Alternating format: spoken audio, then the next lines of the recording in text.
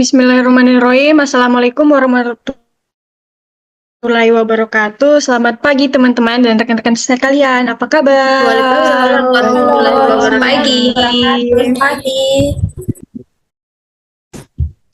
Perkenalkan, saya Musdalifah Wait Prisluisa sebagai seorang ahli gizi. Senang sekali rasanya berada di sini di Zoom meeting kali ini yang pada Zoom kali ini saya dan rekan-rekan saya akan menambah wawasan adik-adik sekalian mengenai strategi pengembangan puskesmas. Seperti yang kita ketahui, puskesmas adalah garda terdepan dalam pelayanan kesehatan masyarakat.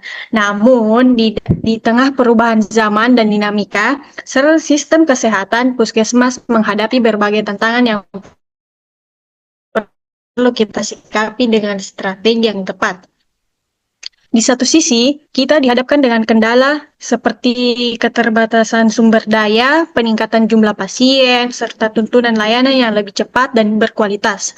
Namun, di sisi lain ada berbagai peluang yang bisa dimanfaatkan, mulai dari teknologi kesehatan, kebijakan pemerintah yang mendukung hingga potensi kolaborasi lintas sektor. Oleh karena itu, kita akan melihat bagaimana kita bisa menjawab tantangan, memanfaatkan peluang, serta meningkatkan kualitas pelayanan kesehatan agar lebih efektif dan berdaya. Oke, mari. Oke, adik-adik sekalian, mungkin saya dan rekan-rekan saya akan izin share screen dulu untuk memaparkan materi.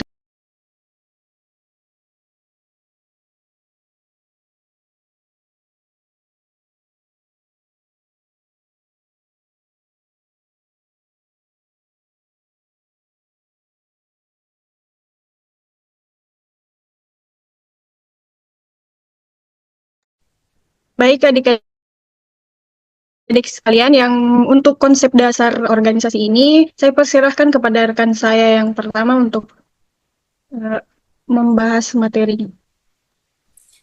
Baik, terima kasih atas kesempatannya oleh Kakak Diva. Baik adik-adik, perkenalkan nama saya Asti Amanda sebagai ahli gizi dari Puskesmas Idaman. Nah, di sini kita akan meminta sedikit waktu adik-adik untuk bagaimana sih konsep dasar organisasi itu. Nah, di sini kita memberikan judul yang berjudul Tantangan dan Peluang Pengembangan Organisasi di Puskesmas dalam Meningkatkan Pelayanan Kesehatan. Nah, kakak mau tanya nih, adik-adik tahu nggak sih apa itu puskesmas? Oh, pasti tahu dong itu. Nah, Tidak, Kak. puskesmas itu adalah pusat kesehatan masyarakat yang memiliki peran strategis dalam sistem kesehatan di Indonesia, berfungsi sebagai penyedia layanan kesehatan primer yang menjangkau masyarakat luas. Sebagai garda terdepan, puskesmas bertanggung jawab untuk meningkatkan derajat kesehatan masyarakat serta memberikan pelayanan yang berkualitas. Nah, selanjutnya dilanjutkan oleh teman kakak. Ya, halo adik-adik, perkenalkan nama saya Merlina Pinang dari ahli gizi Puskesmas. Di sini saya akan menjelaskan tentang tantangan yang dihadapi Puskesmas dalam pengembangan organisasi. Puskesmas atau Pusat Kesehatan Masyarakat merupakan salah satu unit pelayanan kesehatan yang berfungsi sebagai penyedia layanan kesehatan primer di Indonesia. Sebagai garda terdepan dalam pelayanan kesehatan masyarakat, Puskesmas memiliki peran penting dalam meningkatkan kesehatan di tingkat komunitas. Di sini ada beberapa tantangan utama yang harus dihadapi Puskesmas dalam pengembangan organisasinya. Yang pertama yaitu keterbatasan sumber daya manusia atau SDM. Yang kedua, keterbatasan infrastruktur dan fasilitas kesehatan. Dan yang terakhir itu kurangnya partisipasi masyarakat. Sekian dari saya. Baik, adik-adik, mungkin tadi rekan-rekan saya sudah membahas tentang tantangan dari terus saya akan membahas tentang peluang yang dapat dimanfaatkan untuk meningkatkan pelayanan kesehatan di Puskesmas. Puskesmas Idaman yang bermutu merupakan visi Puskesmas Idaman dengan Idaman, sedangkan strategi yang dapat dipakai untuk mewujudkannya itu yaitu ada 4. Yang pertama, lakukan tes HIV rutin, meningkatkan mutu tenaga kesehatan Puskesmas Puskesmas yang mencakup 3 aspek, yaitu Pus, Kes, dan Mas. Adapun rincian ketiga aspek tersebut adalah Pus merupakan singkatan profesionalisme, unggul dan santun. Kes merupakan singkatan komitmen, etika, dan semangat atau motivasi yang tinggi. Dan yang terakhir itu adalah Mas merupakan singkatan dari manusiawi, hasuh, dan simpati. Dan yang kedua itu adalah menghindari seks bebas. Jangan melakukan seks bebas secara bebas agar tidak terkena penyakit HIV. Jadi di era sekarang mungkin adik-adik bisa mengetahui ya, banyak sekali yang di luar sana yang melakukan seks bebas tanpa uh, memperhatikan ke depannya. Jadi adik-adik sekalian, terutama yang perempuan, wajib menjaga diri untuk terhindar dari permasalahan tersebut. Dan yang ketiga itu jangan pakai narkoba. Hindari penggunaan narkoba, terutama jika kamu memakai jarum suntik yang sama. Apalagi ini ya, adik-adik jangan sampai terkena atau bahkan memakai narkoba. Dan yang terakhir itu adalah jaga pola hidup sehat. Selalu terapkan gaya hidup sehat dimanapun kamu berada, bisa dengan makan makanan yang sehat. Bukan hanya lakukan tes rutin atau menghindari seks dan memakai narkoba ya adik-adik. Jadi kalian itu harus tetap menjaga pola hidup makan kalian dengan yang baik dan teratur agar bisa menjadi sehat lagi. Oke, selanjutnya saya persilahkan. Halo adik-adik, apakah masih semangat? Masih Kak. dong. Pasti Oke, semangat. baik. Selanjutnya di sini kakak akan membahas tentang strategi pembangunan organisasi yang efektif untuk meningkatkan kualitas pelayanan di puskesmas. Yang pertama itu ada membangun budaya kerja positif, membentuk perilaku orang dalam lingkungan perawatan kesehatan. Membangun budaya kerja yang positif sangat penting untuk menciptakan lingkungan kerja yang mendukung. Hal ini melibatkan pembentukan perilaku yang baik di antara staf, seperti komunikasi yang efektif, kolaborasi, dan rasa saling menghargai.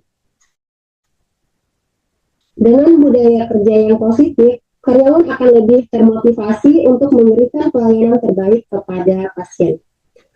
Yang kedua, memanfaatkan akreditasi. Memahami esensi akreditasi, menerapkan manajemen berbasis tujuan, dan membangun kerangka kerja mutu. Akreditasi merupakan alat penting untuk memastikan bahwa puskesmas memenuhi standar kualitas pelayanan. Memahami esensi akreditasi dan menerapkan manajemen berbasis tujuan dapat membantu dalam membangun kerangka kerja mutu yang solid. Proses akreditasi juga mendorong peningkatan dan kelanjutan dalam pelayanan kesehatan. Baik, sekian. Nanti akan dilanjutkan oleh teman kakak. Yang saya persilakan. Baik, yang ketiga yaitu membangun kemitraan dan kerjasama. Membangun kerjasama dengan berbagai pihak untuk meningkatkan kualitas pelayanan. Dan yang terakhir, menyediakan sarana dan prasarana. Menyediakan sarana dan prasarana yang memadai seperti puskesmas yang modern dan dilengkapi peralatan fasilitas medis yang lengkap.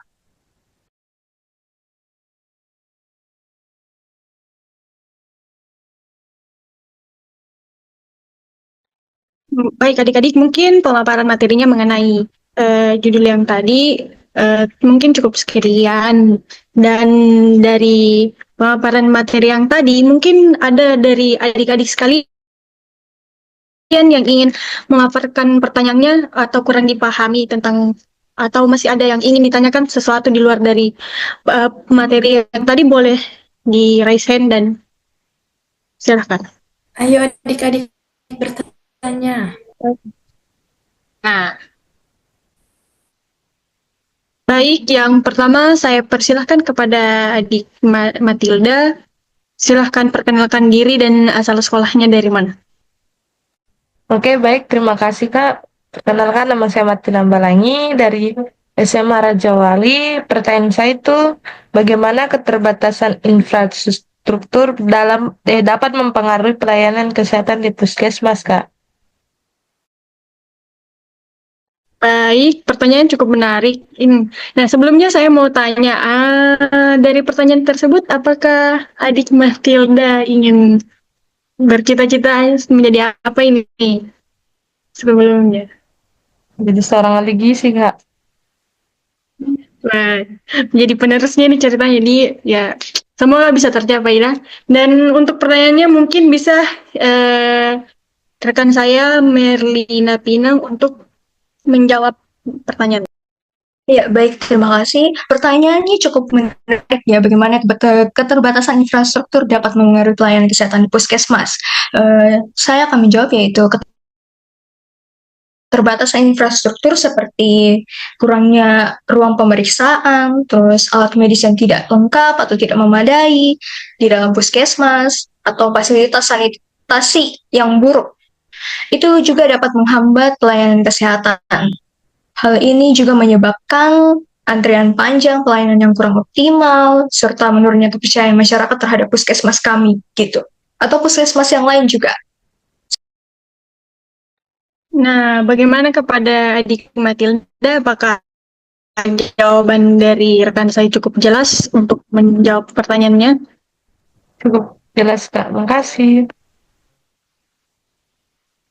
Oke, terima kasih. Selanjutnya mungkin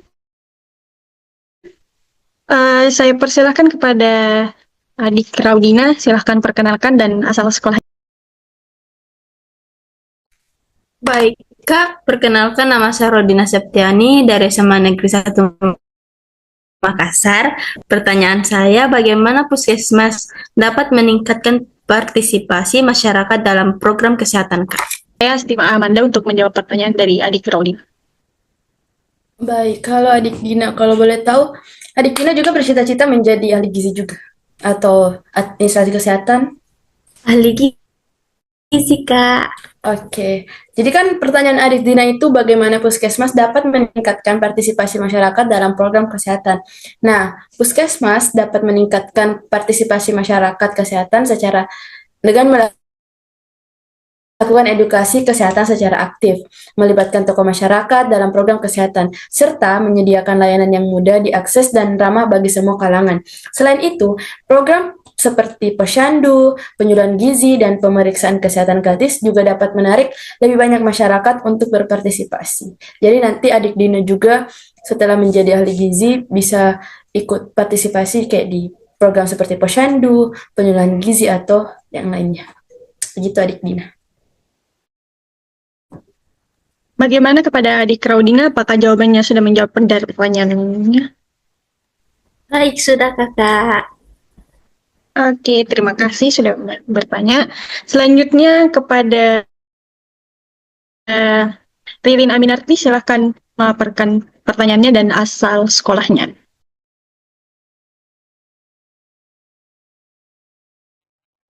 Baik, terima kasih atas waktu dan kesempatan yang telah diberikan kepada saya. Sebelumnya perkenalkan saya Rina Minarti, berasal dari Sekolah SMA 2 Makassar.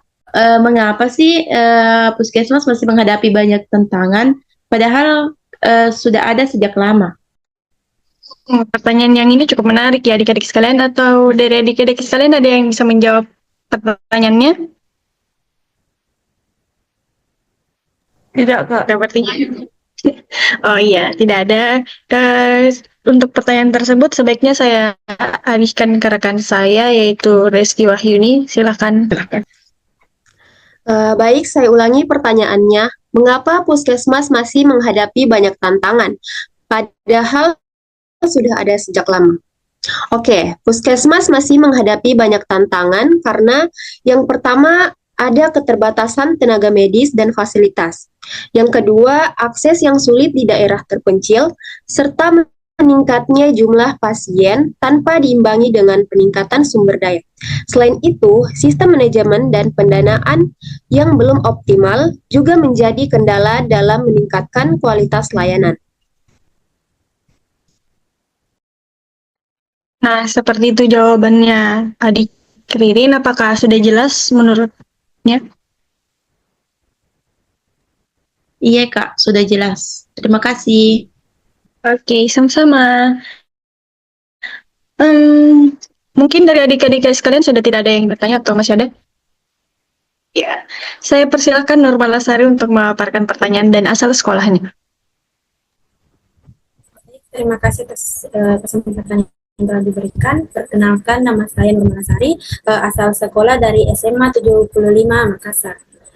Adapun pertanyaan saya yaitu mengapa di beberapa daerah puskesmas masih kekurangan tenaga medis dan fasilitas.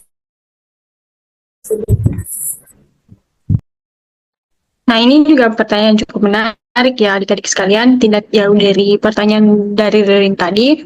Nah, biarkan saya menjawabnya, yaitu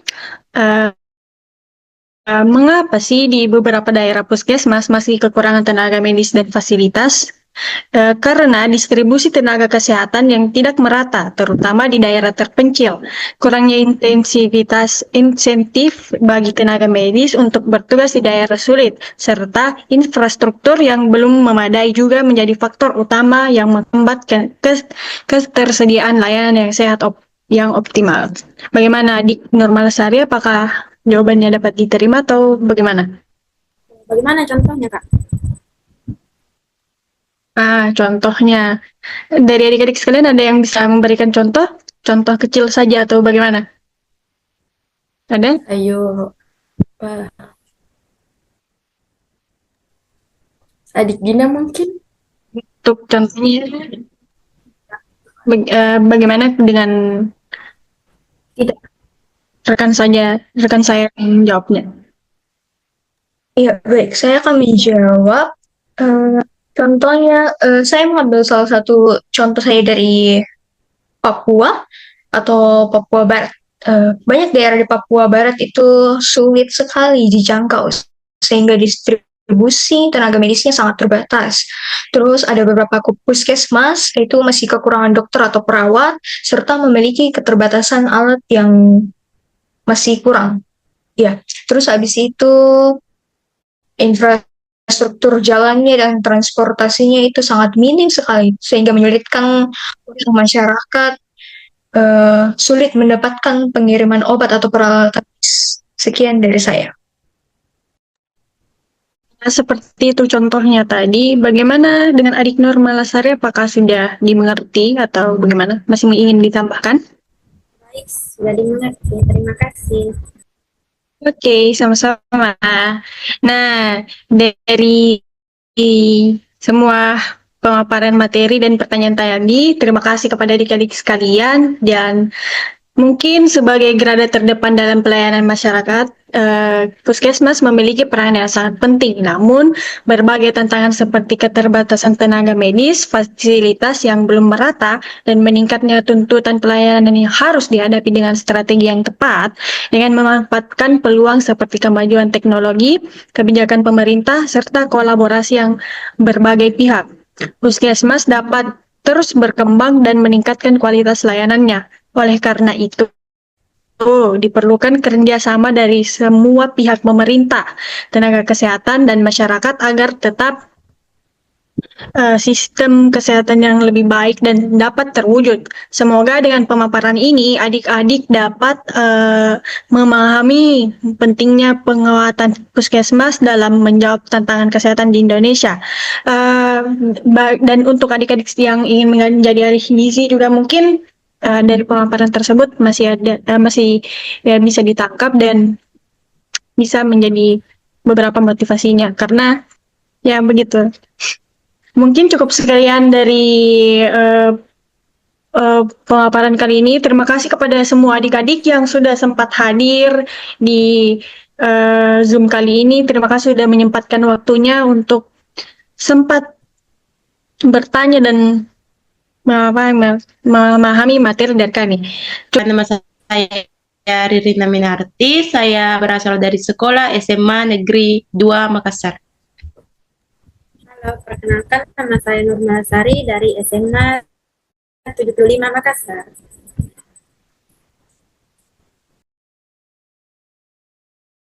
Wait a second, let me catch my breath.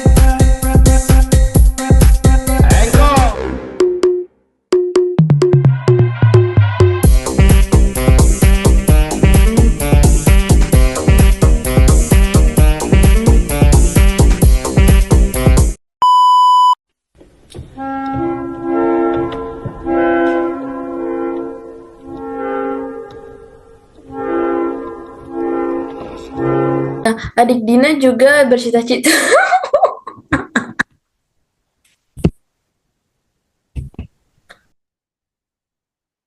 Tunggu dulu, nggak bisa kacau.